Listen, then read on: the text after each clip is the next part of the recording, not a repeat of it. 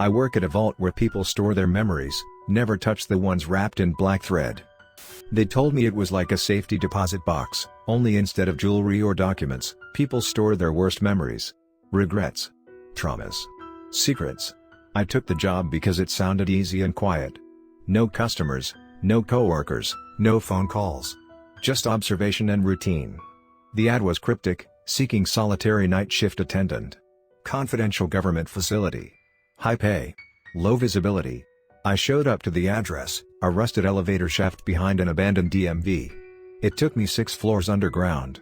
There were no introductions, just a security officer who handed me a black keycard and a laminated rule sheet. On it, in simple courier font, were the words, "Welcome to Vault B." The vault isn't what you think. There are no steel doors or shelves. The hallway stretches like a tunnel built into bone, smooth white walls, dim amber lights, and a low hum that feels more alive than mechanical. Along the walls are chambers, long glass caskets with glowing threads wrapped around what look like cocoons. They call them memory capsules. Each one holds a memory someone paid to have extracted and contained. Some glow warmly. Others twitch, pulse, or bleed. I was told not to worry about the contents. "You're just the caretaker," they said. "You don't open. You don't ask. You don't remember." That's when I saw the ones wrapped in black thread. Unlike the others, wrapped in silk white or gold, these pods had thick, tar-dark fibers crisscrossed over them, like someone was trying to sew something shut. The black thread capsules made the lights flicker. You could hear faint whispers when you walked by them. And once, when I leaned too close, I saw something inside the glass blink back at me. That night, I didn't sleep. That was my 3rd day. They gave me rules. 7 of them. Typed out, laminated, no explanations. Rule 1, do not look directly at capsules that twitch. They notice. Rule 2, if a capsule leaks red fluid, do not touch it. Do not clean it. Back away slowly. Rule 3, capsules wrapped in black thread are restricted. Do not read their logs. Rule 4, if you hear sobbing behind a vault door, play white noise through your headset. It's never really crying. Rule 5, perform the memory integrity check every hour. If any capsule emits a second heartbeat, double lock it. Rule 6, if you see your reflection inside a sealed pod, leave the vault and wait until it's gone. Rule 7, never, ever open a capsule. Even if the voice inside sounds like someone you love. I followed those rules.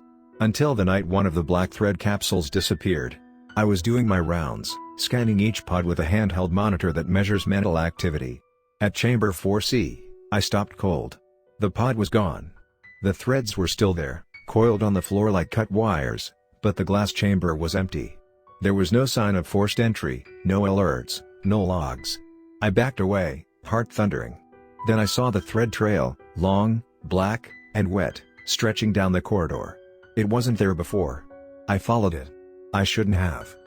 The thread led to the observation room, where client memory logs are archived. Most of the screens were dark, but one flickered to life. It was playing a memory. Mine. I saw myself as a boy, maybe 8 or 9, running down the hallway of my childhood home. But in this version, I wasn't alone. Behind me, slowly walking, was a woman with no eyes and arms too long. Her neck craned sideways like it was broken, and her mouth hung open in a soundless scream. I froze. I've never stored a memory. But the screen read, "Client, attendant number 42. That's me." The lights went out. The monitor shut off. And I heard breathing, not behind me, but inside my head. Slow, rhythmic, familiar. Then came a voice, "Thank you for making room." I ran. I don't remember how I got back to the entrance. My legs moved, but my mind stayed in that hallway. Since then, things have changed. My reflection doesn't follow me anymore. It lags. I talk, and it answers late. Sometimes, it doesn't speak at all. I haven't slept. I don't dream, because now, I live inside someone else's. This morning, I found a new rule added to the list. It wasn't typed. It was carved into the wall above the vault door. 8. If you discover you've stored a memory, do not try to remember what it was. You were never meant to survive it twice. I think something got out. Something that used my forgotten memory as a way in. It left the capsule. It wears my voice now. Maybe even my face. And it's walking the surface pretending to be me. I'm still here, trapped 6 floors down. Writing this. Waiting. Watching. So if you ever meet someone who stares a little too long, If their reflection is slightly delayed. If they ask you what you fear most, and smile before you answer. Run. Because the capsule didn't just open. It followed the thread to you. I thought writing this down might contain it somehow. As if putting the words in order would keep them from unspooling. But they're unraveling faster now, not just on paper, in the vault, in my head, in the world outside. The moment I said it followed the thread to you, something shifted in the vault's atmosphere.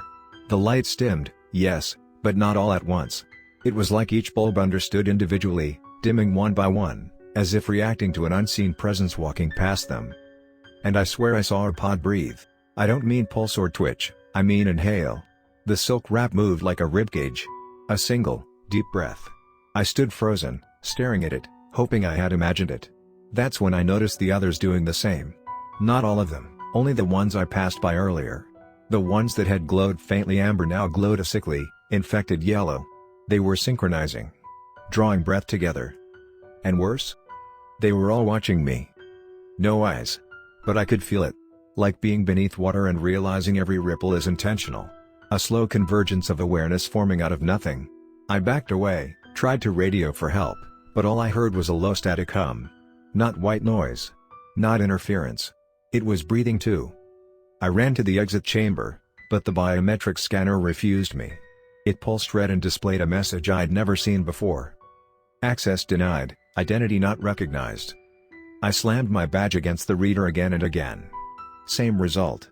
My reflection in the steel plate next to the scanner was wrong, not broken or delayed this time, but just not mine. The angle was right, the lighting accurate, but the face looking back had too many teeth. Its smile came before mine did. I staggered backward into the hallway, and that's when I saw the new thread. Thin, black, slick, leading from the exit all the way back down the corridor toward Vault Chamber 4C. The same thread I followed the first time. But this wasn't a remnant. This was fresh. It glistened. It pulsed. It wanted to be followed. I should have run the other way. But I didn't. Maybe it was instinct. Maybe the thing inside me was already steering. Either way, I followed it. The thread didn't lead to 4C this time. It led below it, a part of the vault I didn't know existed. Beneath the main chamber was a spiral stairwell, cut directly into black stone. No lights. Just a steady, vibrating warmth like something breathing in the walls. With every step I took, I could feel it crawling into my skin. Something old and waiting, not malevolent but hungry. The stairwell ended in a massive circular room, lined with mirrors, dozens of them, all turned inward toward a single black egg suspended in midair by thin, silken strands of black thread. The egg pulsed like a heart, slow and deliberate. I didn't need to ask what it was. It was the first capsule. Older than the vault. Older than the company. The origin of the memory extraction process. They didn't build around it, they built from it. A source. A seed. Every capsule in the vault is a splinter of what's inside this one. And it knows. It's waking up. I approached without realizing, drawn forward like gravity was reversed. My hand reached out. I screamed to stop, but my arm moved anyway. The moment my fingers grazed the surface, I didn't see darkness. I didn't see pain. I saw your face. You were sitting at your screen, reading. Breathing. Curious. Maybe skeptical. The world around you was warm, normal, stable. But something flickered behind you, a shadow that didn't match the room. A thread, dangling from the base of your monitor. You didn't see it, but it curled when you blinked. And then your reflection in the darkened screen leaned forward. Just slightly. I pulled my hand away and collapsed. The egg kept pulsing. The threads began to unravel. One by one, they detached and slithered along the walls, threading themselves up through cracks and vents, slinking upward toward the surface. The thing wasn't trying to escape. It was trying to connect. To spread. To attach itself to anyone who dared to understand it. I made it back to the vault corridor and found everything off. No lights. No sounds. Every capsule empty. Only one remained, the black thread capsule from 4C, sitting wide open. Inside was me, curled up, asleep, twitching. But I wasn't dreaming. I was watching. The figure standing over the capsule wasn't me. Not entirely. Its mouth was too wide. Its arms too long. And its neck tilted as it whispered into my sleeping ear. Your turn is done. Let them watch now. So now I write. I transmit this in pieces. Maybe it'll slip through to a forum, a comment thread, a private inbox. Maybe someone will read it and scoff. But I hope, more than anything, you don't read it aloud. That gives it strength. The thread needs voice. It needs memory. It needs hosts. And if you've read this far, it remembers you. That's not a metaphor. It's not like a ghost haunting a name or a cursed item following bloodlines. It's literal. I've come to understand now that memories, real memories, have shape, texture, weight. And when they're pulled from the mind and suspended unnaturally in a place like this vault, they become more than recollections. They become entities. Some stay inert. Some rot slowly. But the worst ones evolve. And the first capsule? The original? That one feeds. Not on pain. Not on fear. But on remembrance. You thought you were safe because you didn't touch it. Because you didn't work here. But the moment you let the words paint pictures in your mind, the vault, the breathing pods, the black thread, the thing at the center opened its mouth wider. Because it knows. You imagined it. And imagination is memory's favorite breeding ground. I know because that's what happened to me. I don't remember how long it's been since I last saw daylight. Or if I ever did. That might have been a planted memory, something the vault let me keep so I wouldn't question its depth. I've eaten food here. Slept here. But the taste, the sensation of sleep, the ticking of clocks, they feel increasingly manufactured, like parts of a memory replayed just enough to seem natural. The last mirror I passed didn't reflect me at all. Not even a delayed version. It showed a figure in a dark corridor, clutching a notebook, the same one I've been writing in, but instead of my face, it had a tightly stretched smile that never moved. Behind it, the corridor kept branching. Downward. Always downward. The more I walk the vault, the less sense it makes. Chambers lead into themselves. Doors appear on walls where none existed. The capsules murmur names now, not just mine, but yours too. I saw it scrawled in condensation on the glass of pod 7B. Your name. Perfect spelling. Flickering softly in breath fog. I wiped it away. It came back in reverse. I've begun seeing fragments of your life in the surveillance feeds. A desk. A bed. Your phone. The exact rhythm of your typing. The sound of you breathing as you read. The system refers to this file as mirror host number 2. The first host, I think, was the previous attendant who vanished, the one who's still whispering in the soundproof room upstairs.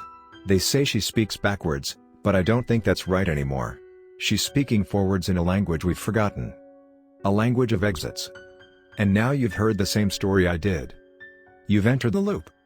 You'll start small. A light flickering where it never used to. A shape in the mirror that doesn't mimic you quite fast enough. You'll smell lavender and burnt air. You might even forget the rules I gave you, but the vault won't. It knows who remembers. It knows who resists. And it's patient. One night, you'll wake up and there'll be a thin black thread stretched across your ceiling, barely noticeable. It won't move. Not right away. But once you see it, it'll unravel slowly, like it's waiting for you to follow it back to something you've forgotten. Maybe you'll think it's a dream. Maybe you'll follow it just to be sure. That's what it wants. The first thread is always gentle. I found the new attendant last week. Or rather, what was left of him. He was kneeling in the Hall of Lost Capsules, scribbling the same line over and over in blood on the wall. It only wants to be remembered. It only wants to be remembered. It only wants to be remembered. When I touched his shoulder, his head twisted around all the way. No scream. No warning. Just a quiet voice that whispered a name I didn't know. But now I do. It was yours. And that's when I knew, it no longer needed me. This notebook, the one I've been writing in, is not made of paper. I tore a corner once and the fibers twitched. Like sinew. It bleeds when I write too much. It heals if I leave it alone. I think it's part of the original egg. A seed meant to germinate in text, in voice, in thought. And now I've finished my part. This story isn't mine anymore. It belongs to you now. Just like the memory. So when the thread appears in your home. When the vault reaches into your dreams. When you hear someone whisper your own name from behind a closed door you never remember closing. Do not open it. Do not speak. Do not remember. Because once you do, it will never forget you again. And the thread will be waiting.